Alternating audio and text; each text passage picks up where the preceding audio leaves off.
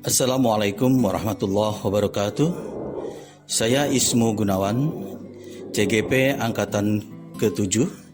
Saya mengajar di SMK Negeri 1 Kota Tangerang Selatan. Pada video ini saya ingin menyampaikan intisari pemikiran Ki Hajar Dewantara tentang pendidikan.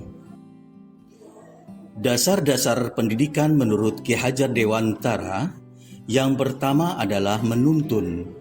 Pendidikan bertujuan untuk menuntun segala kekuatan kodrat yang ada pada anak-anak, agar mereka memperbaiki lakunya, bukan dasarnya. Hidup dan tumbuhnya kekuatan kodrat demi mencapai keselamatan dan kebahagiaan yang setinggi-tingginya, baik sebagai manusia maupun anggota masyarakat. Peran pendidikan diibaratkan seorang petani atau tukang kebun yang tugasnya adalah merawat sesuai kebutuhan dari tanaman-tanamannya itu agar tumbuh dan berbuah dengan baik.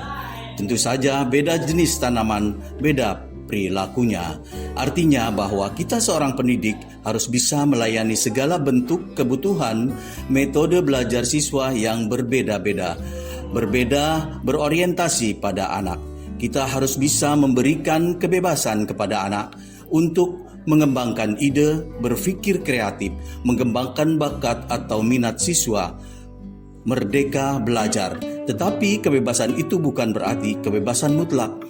Perlu tuntunan dan arahan dari guru supaya anak tidak kehilangan arah dan kebanyakan membahayakan dirinya. Yang kedua, kodrat anak merdeka. Manusia merdeka adalah manusia yang hidupnya lahir atau batin tidak tergantung pada orang lain, akan tetapi bersandar atas kekuatan sendiri. Maksud pengajaran dan pendidikan yang berguna untuk peri kehidupan bersama ialah memerdekakan manusia sebagai bagian dari persatuan.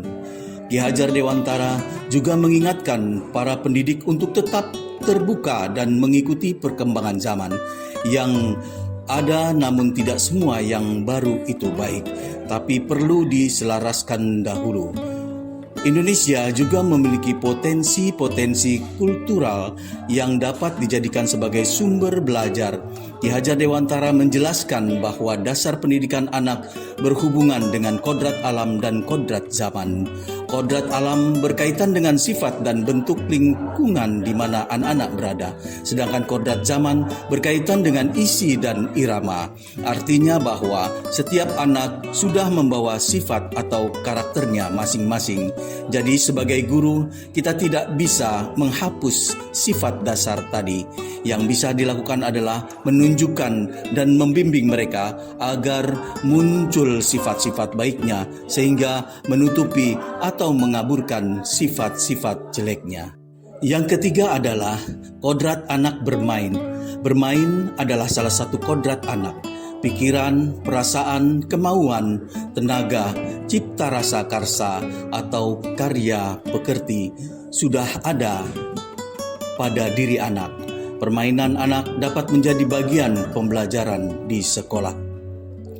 Kodrat zaman bisa diartikan bahwa kita sebagai guru harus membekali keterampilan kepada siswa sesuai zamannya agar mereka hidup, berkarya dan menyesuaikan diri. Dalam konteks pembelajaran sekarang, kita harus bekali siswa dengan kecakapan abad 21. Budi pekerti juga harus menjadi bagian tak terpisahkan, dan pendidikan dari pengajaran yang kita lakukan sebagai guru harus senantiasa memberikan teladan yang baik bagi siswa-siswanya dalam mengembangkan budi pekerti. Kita juga bisa melakukan kegiatan-kegiatan pembiasaan di sekolah untuk menanamkan nilai-nilai budi pekerti atau akhlak mulia pada anak. Yang keempat adalah pendidikan yang berpihak pada anak.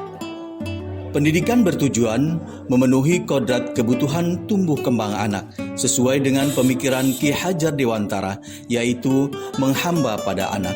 Maksudnya adalah pendidikan harus terletak di dalam pangkuan ibu bapak karena hanya dua orang inilah yang dapat menghamba pada sang anak dengan semurni-murninya dan seikhlas-ikhlasnya, sebab cinta kasih kepada anak-anaknya lebih terbilang cinta kasih tak terbatas. Menghamba ini bukan berarti dapat diperlakukan semena-menanya, tetapi pendidikan harus berorientasi pada kebutuhan anak sehingga anak dapat berkembang sesuai dengan minat dan bakatnya. Bagaimana saya memandang diri saya sebagai pembelajar dan pembelajar jika dikaitkan dengan pemikiran Ki Hajar Dewantara? Yang segera bisa saya terapkan dari pemikiran-pemikiran Ki Hajar Dewantara adalah lebih sabar dalam membimbing, mengenali lebih dalam karakter dan latar belakang siswa, keluarga, atau lingkungan dengan menjalin komunikasi dengan orang tua, tidak memberikan hukuman-hukuman kepada siswa. Memberi tauladan yang baik dan menjadikan contoh untuk pembelajar sesuai nama guru, digugu dan ditiru. Merancang model pembelajaran bukan hanya terbatas di kelas semata, namun siswa didorong untuk banyak berinteraksi pula dengan lingkungan sekitar. Memperkokoh basis pendidikan karakter dalam setiap proses pembelajaran guna menumbuhkan dan mengembangkan budi pekerti anak.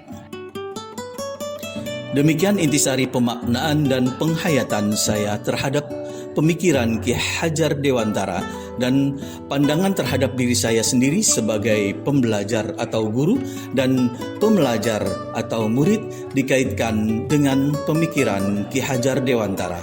Semoga video ini bermanfaat. Wassalamualaikum warahmatullahi wabarakatuh.